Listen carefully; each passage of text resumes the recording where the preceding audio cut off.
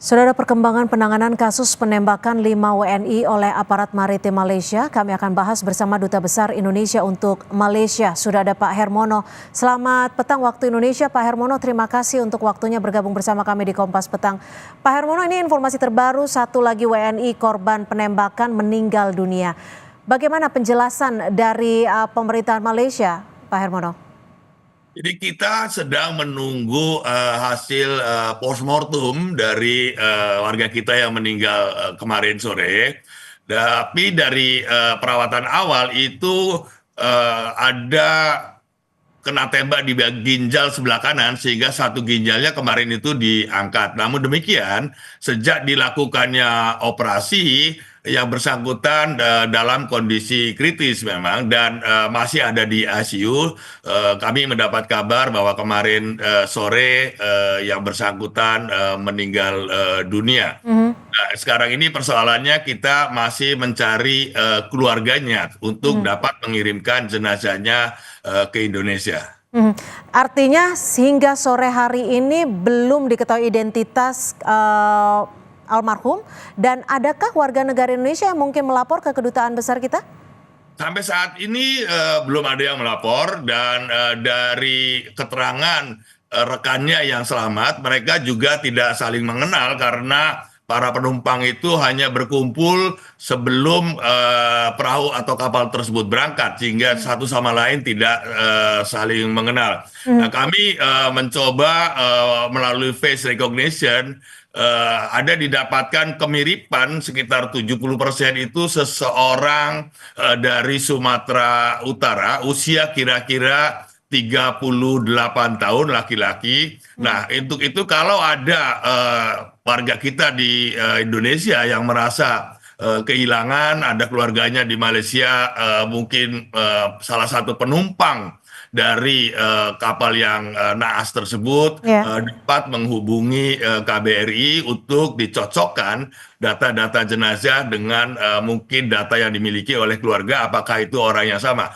Ini seorang laki-laki usia sekitar 38-39 tahun, Mbak Cynthia.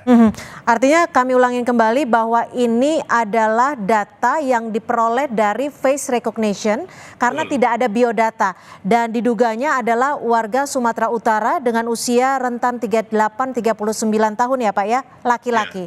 Lalu transparansinya seperti apa untuk penanganan kasus penembakan ini dengan aparat Malaysia, Pak Hermono? Jadi sesuai dengan komitmen Perdana Menteri Malaysia, Malaysia akan sangat transparan dan juga akan terus mengupdate mengenai perkembangan penyelidikan kasus ini. Terakhir, Menteri Dalam Negeri Malaysia juga telah memberikan keterangan bahwa penembakan tersebut kemungkinan besar dilakukan untuk menembak mesin kapal agar mereka berhenti, tetapi mungkin karena ombak yang sehingga objek itu naik turun. Nah, tapi ini kembali bahwa pemerintah Malaysia, aparat polisi ya, masih terus melakukan penyelidikan untuk mencari tahu sebab-sebab yang pasti kenapa polisi atau APMM itu melepaskan tembakan ke kapal yang membawa warga negara Indonesia itu. Jadi ini masih dalam proses penyelidikan, dan mereka berjanji akan terus mengupdate mengenai perkembangan hasil penyelidikan yang mereka lakukan. Ini kan kalau dari informasi yang beredar adalah pengakuannya menembak kapal tapi terkena terhadap WNI ini. Lalu adakah aparat-aparat yang bertugas saat itu sudah diperiksa untuk melihat?